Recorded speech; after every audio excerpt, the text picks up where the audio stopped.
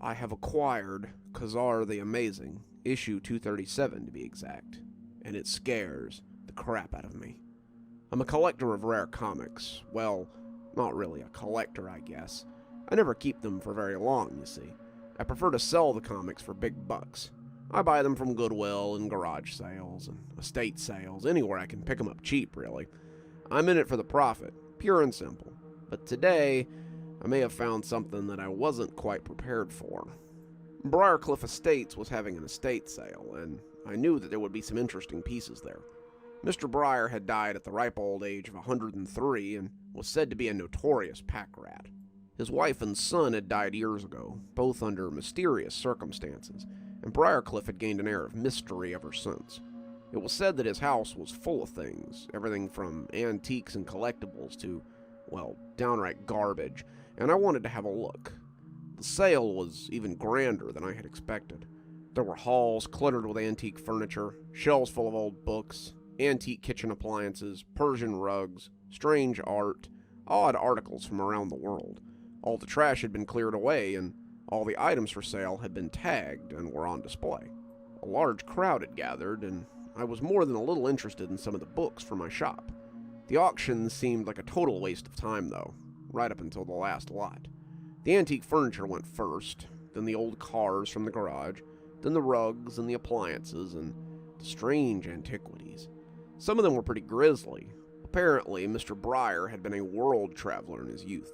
He had collected things from Africa, Russia, Germany, China, all of them with an eye towards the occult. I actually found myself bidding on a wand made of pure ivory, something my Harry Potter fans would have doubtlessly paid a lot of money for. But a stuffy old man in the front row shelled out about $100,000 for it, and I sat down and shut up after that. He had long white hair and an imposing beard that hung down past the waist of his immaculate gray suit. He was a jarring comparison to the toad-faced man with the all-black oiled hair on his head that sat on the far side of the hall. They seemed to know each other, know and hate each other. They had several hard looks for each other as they held their complicated bidding war, and their battles bled over into the books as well. They snapped up most of the books, old moldering things with hard-to-pronounce names, and my bids were mostly shouted over as the two dueled for the remaining tomes. Most everyone else had gone, seeing that these two meant to have the lot. So, when the last lot came up, and turned out to be a box of comics, I immediately threw out a bid of $25. I hadn't expected to see any comics here, my focus being on the antique books, but this seemed to be the only thing that these two weirdos didn't want. The bid went once, went twice, and then sold as the two glared at each other from across the room. I took my box of dusty old comics and scuttled off before either of them could realize that I had been there. I didn't realize what I had until I got home. I took them to my office and set to work. First a shower, then a change of clothes. Old comics can be finicky, and I like to be comfy when I appraise them. Then the gloves came on, a nice set of reusable rubber ones, and I put on a hairnet too. Can't be too careful with old comics. After I was set, I opened the box and had a look. I was not immediately impressed. Mr. Briar, it appeared, had a thing for old Hanna-Barbera comics. There were some Yogi Bears, about 10 Huckleberry Hounds, some Tom and Jerry's, and a few wacky racer comics that I'd never even heard of. I set those aside. Hanna-Barbera comics never retail very high, unless you have some of the rarer pieces, that is. They were all in bags, though, and looked to be in pretty good shape, so I could at least get asking price for them. Next came some old Johnny Quest comics, and they also went to the side. Then I pulled out some old detective comics that looked to be from the early 40s run. They were bagged and looked to be in great shape. I sat those on the desk by the computer. Looked like my purchase wouldn't be entirely in vain. There were some other things in there, some well-loved action comics, a few Batman issues from the late 60s, and a single issue of a comic series that I had never heard of. Sitting at the bottom of the box in a plastic sleeve that looked to be caked with dust and, maybe soda, I guess, was a copy of Khazar the Amazing, issue 237. I had never heard of Khazar the Amazing, and he appeared to be some sort of magician detective or something. I was also unfamiliar with Keystone Comics and decided to go do some research. As I brought it over to the computer, though, I felt a strong urge to drop it and just walk away. The comic felt weird, even through the gloves, and the bag was tacky in a way that soda usually wasn't. I don't know how to describe it. It was like the comic didn't want to be held. I shrugged it off at the time, but I can feel it now as it sits on the nightstand beside my computer. It doesn't want me to touch it.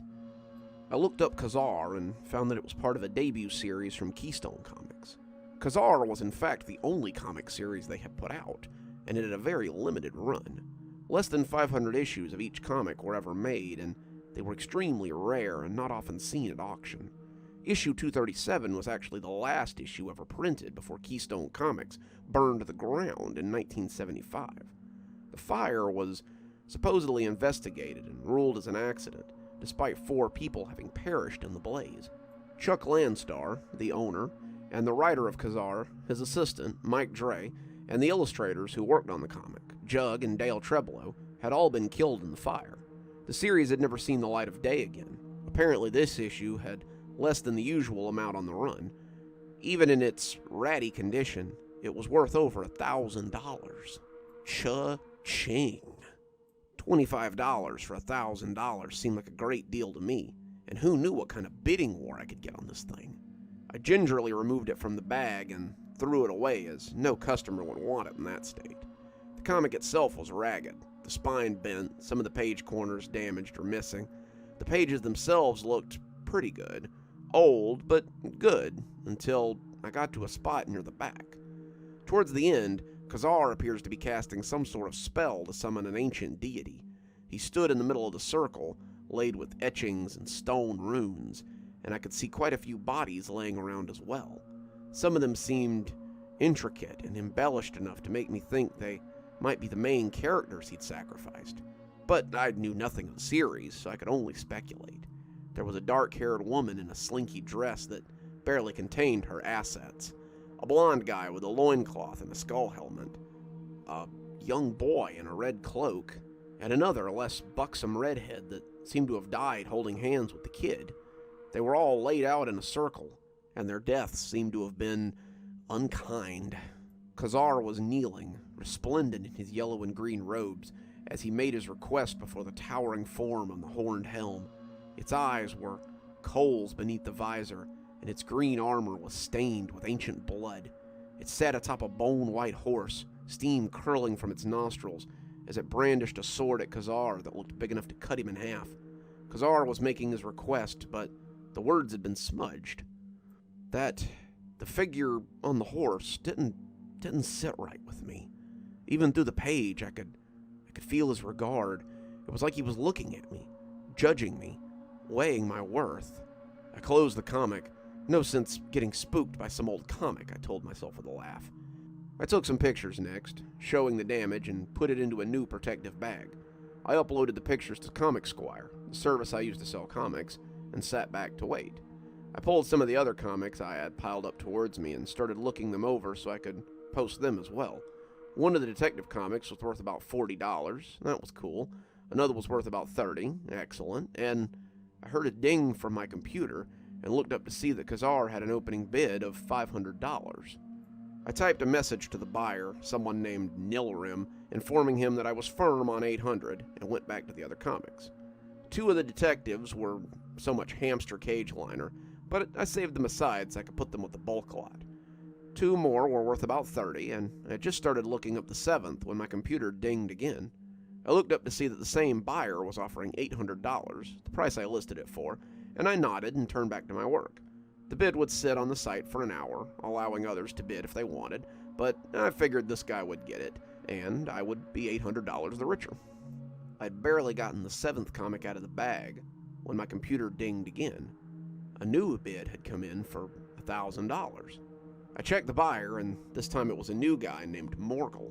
He was offering an extra $50 for overnight shipping. That made me raise an eyebrow, but I suppose he wanted to make sure it arrived undamaged.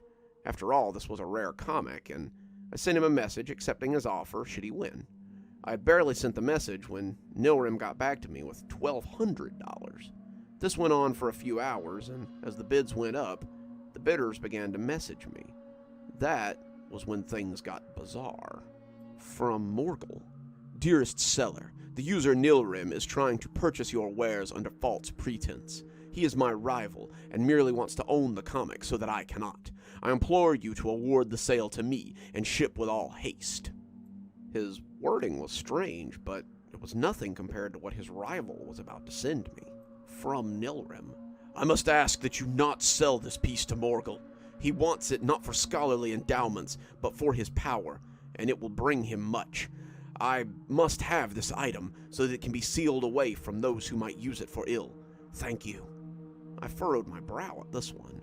Sealed away from those that might use it for ill. It was a damn comic book. I had barely finished reading the message when I saw that Morgul had sent me another message. From Morgul. I see that you have not offered me my preference in this matter. Has Nilrim offered you something more in return for this item? I assure you I will match whatever offer he makes, no matter the cost. That took me by surprise.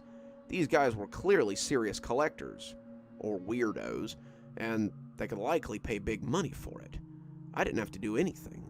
All I had to do was stay quiet and let these two drive the price up on their own. Simple economics. They wanted it, I had it. Suddenly this ratty comic was looking like a cash cow to me. Even then, I hadn't realized the real value of the piece. I heard the computer ding as a new message from Nilrim came up. Please, I implore you not to be swayed by Morgul's boasting. If he gets the tome, it will be devastating for our world. I implore you to sell it to me. Money is no object. Name your price, and I will pay it. I sucked in air through my teeth, my small pile of potential profits forgotten. This fellow had basically written me a blank check. How much would be too much? He had said that money was no object, but there was always a limit. I looked back at the sale and realized that Nilrim had just placed a bid for $50,000.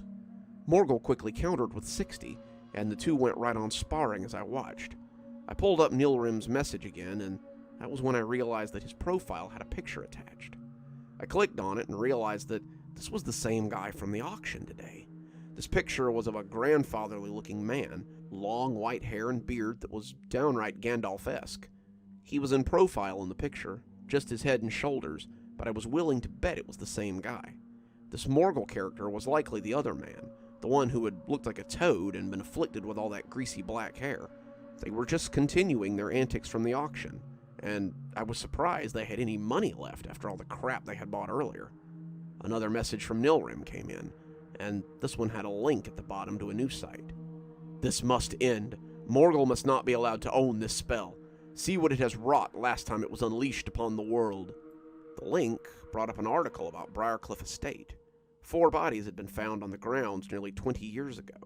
They had been arrayed in the garden, the photos looking very similar to the one in Khazar, minus the bodies, of course. Those had been replaced with tape outlines, but their placement was undeniable. Briar's wife, teenage daughter, nephew, and the brother that had been killed in what seemed like a cult activity. Briar had immediately been the first one to be suspected, but some combination of money and alibis given out of fear had cleared him. Still, his reputation in the community had been well earned. Had Briar made a deal with that horned demon? Had Briar possibly discovered something that had led him to fill his hallways with junk in an attempt to insulate himself from whatever might come for him? I saw I had a message from Morgul, a message with his final offer. The link in his message was of a Google Maps location. It was my address.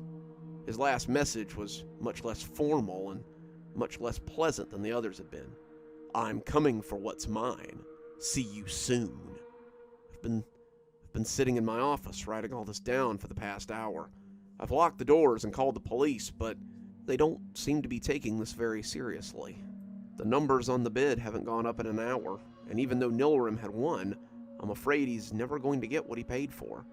I can see someone moving in the yard outside the window, but when I try to call the police, it just rings and rings. I don't know what to do. I can almost feel this comic watching me, even as whatever's outside keeps moving around out there. The sun will be going down soon. I wonder if they'll find my body here or by some circle in a garden somewhere. Good evening, everyone. It's me, Dr. Plague. Thank you so much for joining me for tonight's story. If you haven't already, I always suggest hit that subscribe button, maybe go ahead and hit that notification bell so you don't miss any of the great stories that we do here. I've got a link below to my latest book if you'd like to pick up your own copy. Follow the link below down to Amazon, and if you'd prefer a signed one, get up with me. I'm sure we can work something out. If you'd like to support the show in a more monetary way, might I suggest heading on down to Patreon. We have several tiers. I'm sure you'll find something that'll suit you. I always recommend my $10 tier, which is my Ghostly Reader tier. You get a signed copy of my book on your doorstep anytime I write one, which is, on average, about twice a year. Speaking of my awesome patrons, let's go ahead and thank them, shall we? Thanks to Janet for being our Spooky Skeleton tier contributor, and thanks to Winter, Xaronan, Emily Coltsfoot, Stephanie Carrington, Marianne Schuler, Jennifer Damron, and Tyler Parker for being our Ghostly Reader tier contributors. Thanks, everyone. We just couldn't do the show without you. And as always, thanks for stopping by. Dr. Plague, signing off. Have a wonderful evening.